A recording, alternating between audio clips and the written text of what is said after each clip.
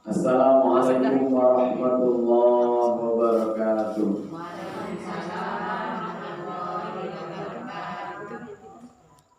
Innal hamdalillah. Sesungguhnya segala puja dan puji itu hanyalah milik Allah saja. Allahu Rabbuna wa Rabbukum. Allah Tuhan kita dan sudah pasti Tuhan mereka semua. Allahu Rabbul Alamin. Allah yang memiliki seluruh apa yang ada di langit dan di bumi ini. Allahumma salli ala sayyidina wa habibina wa syafi'ina wa qurrati a'yunina wa maulana Muhammad sallallahu alaihi wasallam. Para jamaah majelis taklim yang insyaallah kita semua dirahmati oleh Allah Subhanahu wa ta'ala. Amin ya rabbal alamin. Gimana kabarnya Bu? Sehat? Sehat ya, alhamdulillah. Karena kalau tidak sehat tidak mungkin kita datang ke sini. Artinya apa? Ada juga orang yang sehat tapi tidak bisa hadir. Kan gitu? Ya. Ada sering kita mendengar taufik dan hidayah. Taufik dan hidayah. Kita sudah tahu pengumuman bahwa hari Jumat besok kita mengadakan pengajian di surau, kan gitu. Nah itu hidayah, itu namanya petunjuk hidayah. Sudah kita dapati semuanya. Nah sekarang apakah kita bisa hadir atau tidak? Itu tergantung taufiknya. Izin Allah, apakah Allah sudah mengizinkan atau belum? Oh, berarti kita salah satunya orang yang mendapatkan taufik dari Allah sehingga kita bisa hadir mengadakan pengajian ini. Insyaallah mudah-mudahan perkumpulan atau pertemuan kita kali ini diberkahi oleh Allah Subhanahu wa taala dan bermanfaat di dalam pertemuan kita ini. Amin ya rabbal alamin. Bu. Jadi pertemuan kita kali ini akan membahas tentang bahayanya orang yang suka memakan atau meminum minuman yang haram, makanan-makanan yang haram. Jadi bagaimana contoh makanan yang haram atau minuman yang haram? Bisa dari zatnya atau bisa dari cara mendapatkannya. Contoh, nasi halal atau haram? Tapi cara mendapatkannya mencuri. Jadi menjadi haram. Nah itu cara mendapatkannya. Sedangkan suatu hal itu barang itu halal tapi cara mendapatkannya haram, jadi haram. Ada salah satu contoh babi. Haram tidak? Haram. Tidak ada yang memiliki babi tersebut dapat. Kita masak, lalu kita makan. Kira-kira ada orang yang mencegah? Yang mencegah tidak. Cuman yang mencegah Allah itu zatnya yang haram. Babi itu zatnya haram. Apakah itu mencuri atau tidak? Tetap haram. Tapi kalau minuman atau makanan yang halal bisa menjadi haram disebabkan karena cara mendapatkannya. Bagaimana cara mendapatkannya? Bisa saja kita mendapatkannya dengan cara yang halal, dengan cara merampas atau dengan cara mencuri. Contoh, uang itu sesuatu yang haram atau halal? Tetapi ketika kita mendapatkannya dengan cara yang menzolimi orang, mengambil hak orang lain, yang bukan hak kita, kita makan, kita pakai, kita ambil, oh berarti walaupun duit itu bukan kita makan, tapi kita belikan kepada makanan, lalu kita makan, makanan itu juga termasuk haram. Lalu akibat apapun, minuman atau makanan yang sudah jelas haram, akibatnya kembalikan kepada diri kita. Makanan dan minuman yang kita makan, yang kita minum, yang kita telan masuk ke dalam tubuh, itu akan menjadi darah. Ya, akan menjadi darah daging. Nah, darah itu akan mengalir ke seluruh tubuh kita. Darah itu akan mengalir ke seluruh tubuh kita, mengalir ke kaki, mengalir ke tangan, mengalir ke perut, mengalir ke kepala sampai ke otak, ya sampai ke otak. Nah disitulah ketika darah yang haram itu mengalir ke seluruh tubuh kita, maka terjadilah apapun yang dilakukan oleh tangan, kelakuannya tidak akan bermanfaat. Kenapa? Darah yang mengalir di tangan ini adalah darah haram. Mata yang memandang itu tidak suka memandang kebaikan, suka memandang kemaksiatan, suka memandang yang tidak benar dan tidak bagus. Oh berarti itu sudah mengalir darah haram. Yang keluar dari bibirnya suka menyakiti hati orang. Ya, suka menyakiti hati orang. Yang keluar dari bibirnya suka mencaci maki, suka menyakiti perasaan orang. Yang tadinya sebelum kita datang orang itu aman, tenang, ketika kita datang orang ricuh, berarti kita menjadi duri di dalam tengah orang banyak. Berarti itu bisa jadi makanan yang kita makan, minuman yang kita minum, yang kita konsumsi adalah dari hasil yang haram. Apalagi bentuk sebab akibat dari makanan atau minuman yang haram, kita berikan hasil dari yang haram ini kepada anak kita. Ya, kita suruh anak kita menuntut ilmu, sedangkan darah yang mengalir di tubuh anak kita adalah darah haram. Kita berikan kesempatan kepada anak kita untuk menuntut ilmu. Jangan heran dan jangan marah ketika anak kita tidak membawa hasil di dalam ilmunya. Kenapa? Ilmu itu akan mantul, ilmu itu tidak akan bisa diserap. Kenapa? Karena baik dan buruk itu tidak akan bisa menyatu. Ya, haram dan halal tidak boleh disatukan. Jadi jangan marah ketika anak tidak bisa, ketika anak tidak bisa yang kita inginkan. Ya, koreksi yang kita berikan kepada anak ini sudah bersih atau belum? Kan gitu.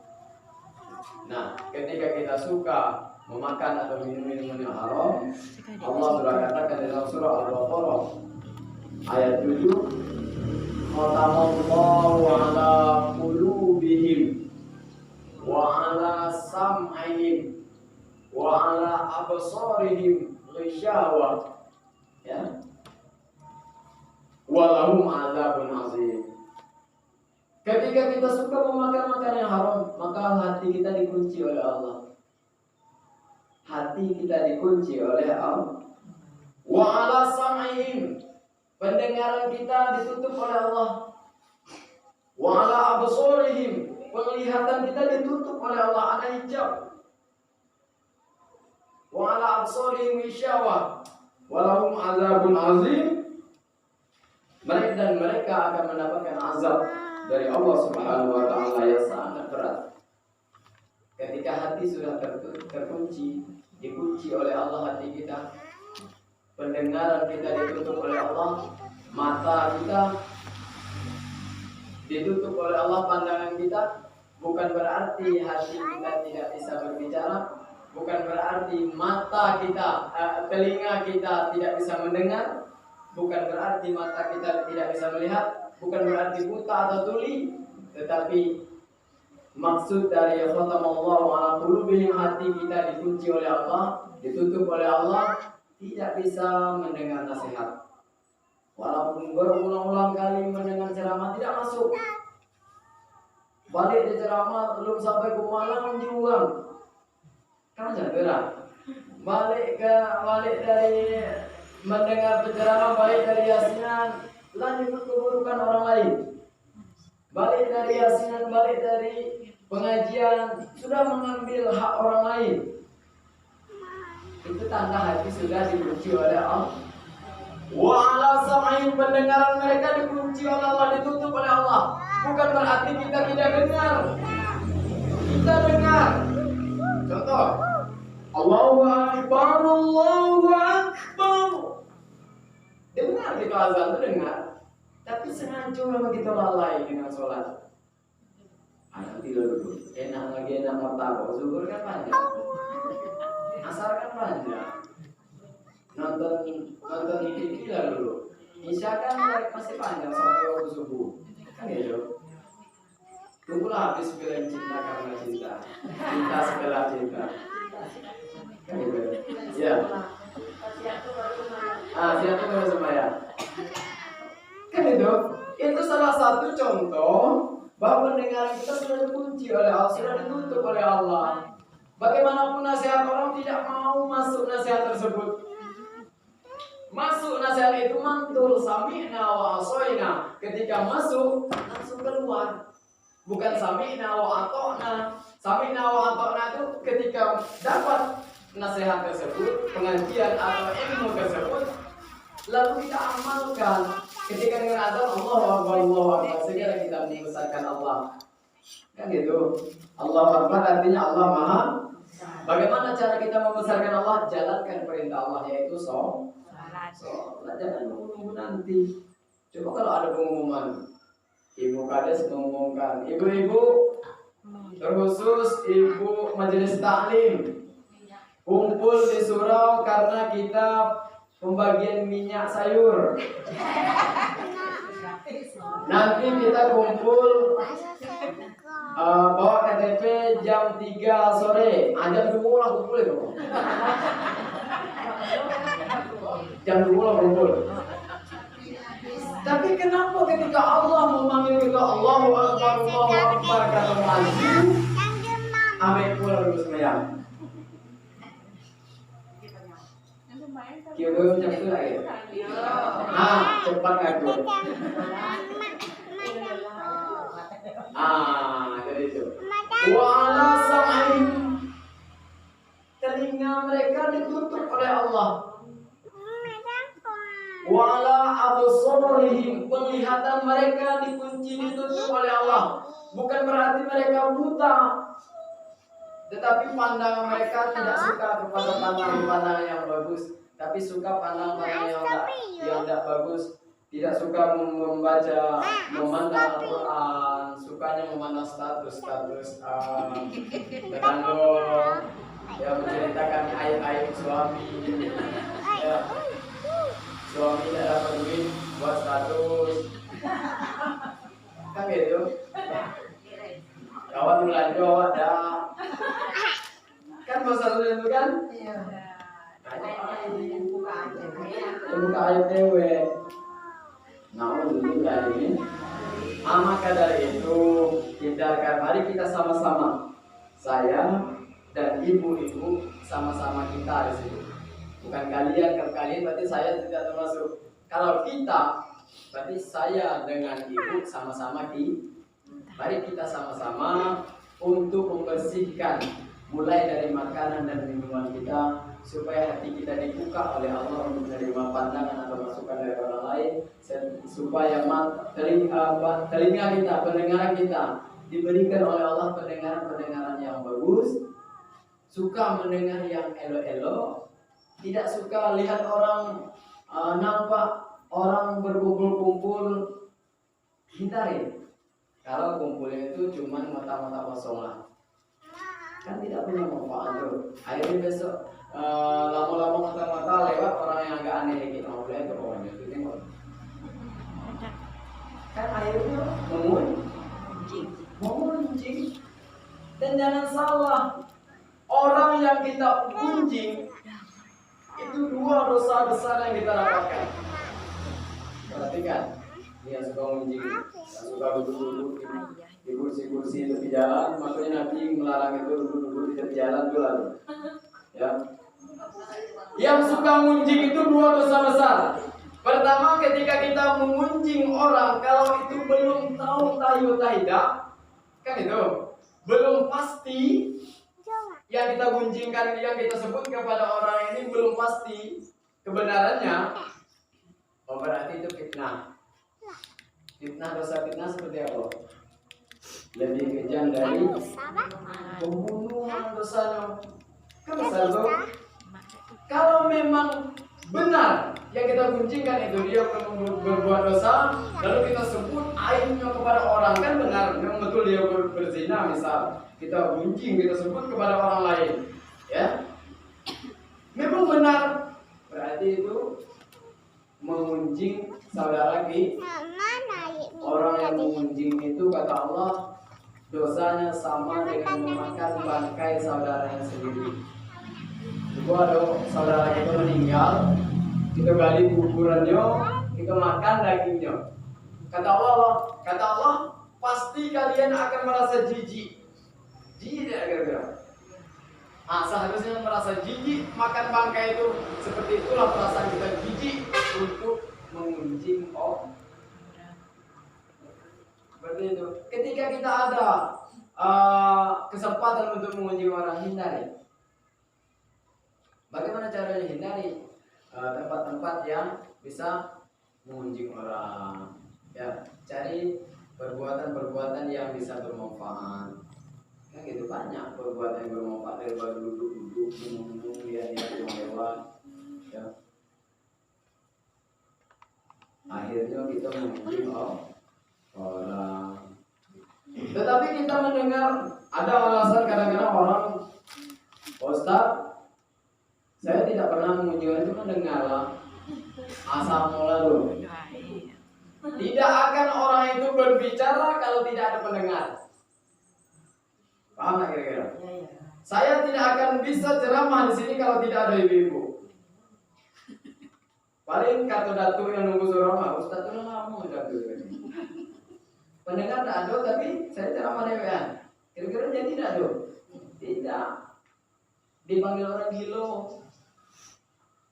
Kenapa saya mau mendengar dan mengunjing, menyebut dan mendengar? Karena disitulah kalau tidak ada pendengar tidak akan terjadi mengunjing. Dan yang paling parah, yang paling sulit kita hindari, tapi mudah-mudahan bisa kita menghindarinya, mengunjing di dalam hati. Itu tidak perlu orang mendengar. Bagaimana cara tidak perlu orang mendengar? Ya dosa.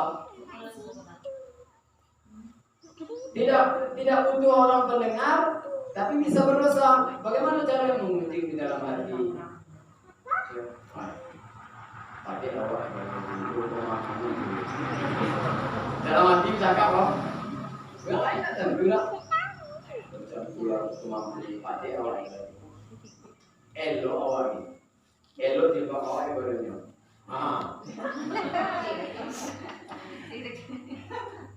Bercakap dewe dalam hati kau, merasa awak yang paling pandai, awak yang paling alim, awak yang paling elo, ya itu ujubnya. Ujub itu merasa saya yang paling pintar, saya yang paling alim, saya yang paling elo. Itu ujub namanya tuh. Penyakit ujub itu yang sangat berbahaya sekali. Yang paling berbahaya sekali adalah penyakit ujub. Di mana penyakit itu? Di dalam hati. Belum seberapa orang tuh. Ada orang. Dalam hati itu masuk awak paling elok dari itu. Ya. Allah itu paling benci kepada orang yang suka merasa saya yang paling pintar, saya Allah benci. Tengok keadaan marah itu seperti apa. Kalau memang itu orang itu salah, itu bukan mengunjing, lain persoalan. Dan mengunjing itu seperti bukan itu lain persoalan. Ya, jadi seperti itu. Makanya kata Rasul, ketika kita suka memuji orang, tanda hati kita busuk, hati kita berkarat, hati kita kotor, ya. Kira-kira hati kita bersih atau kotor?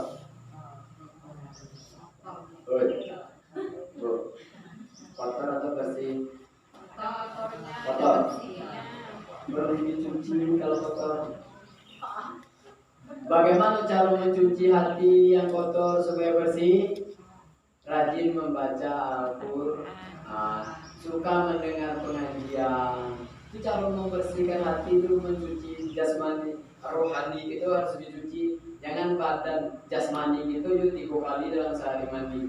Tapi rohaninya kotor, hati itu berkarat. Ya, jangan sampai. Bagaimana cara suka berkumpul dengan orang-orang yang soleh? Kalau berkumpul dengan orang soleh, insya Allah yang keluar dari mulut orang-orang yang soleh itu perbuatan baik, perkataan baik, tidak bertindakan ada. Kan gitu? Ya Bu ya. Beda. Kalau kita berkawan dengan orang yang suka parfum, insya Allah kita ikut wangi. Kalau kita berkawan dengan orang yang suka sayur, mau sayur. Beda. Tergantung macam mana kawan kita lah. Paham tak kira-kira tuh?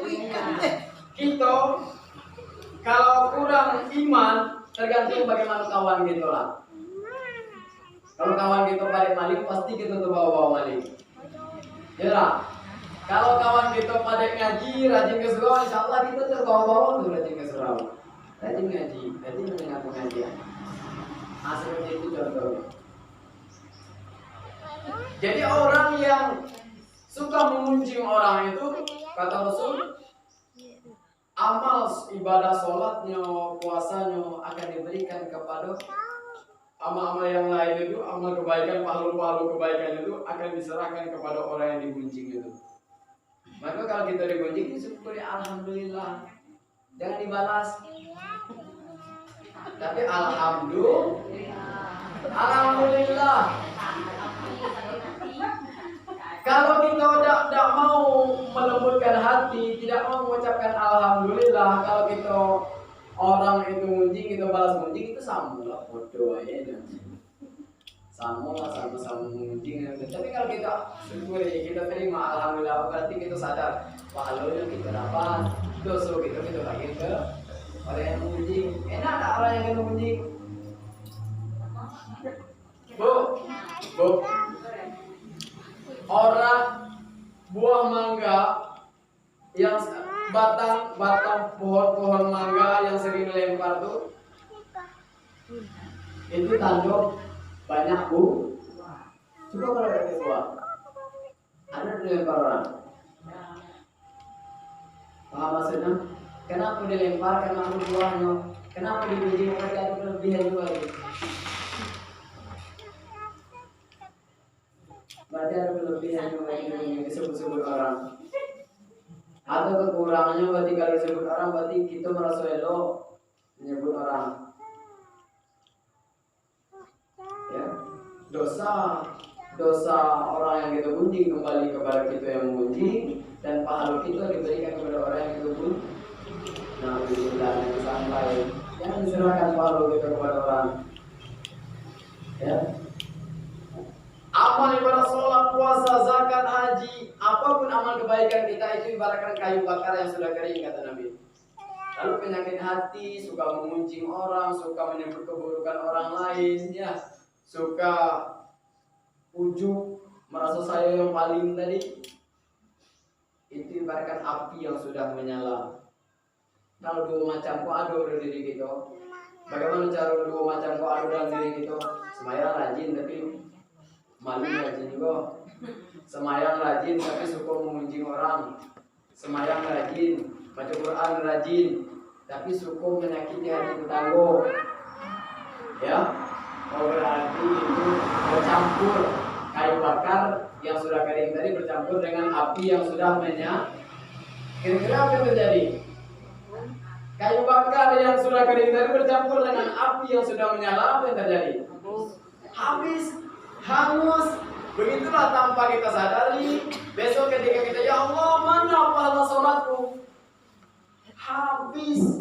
Kenapa? Karena dimakan oleh penyakit dengki tadi. Dimakan oleh penyakit ujub tadi itu.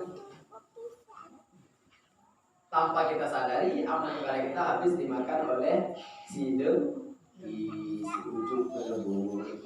Maka mau melihat hati kita bersih atau kotor, lihatlah ucapan kita.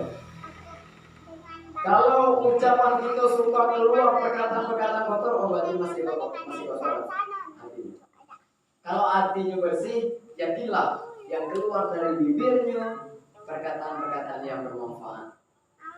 Itu tanda hati bersih. Ya.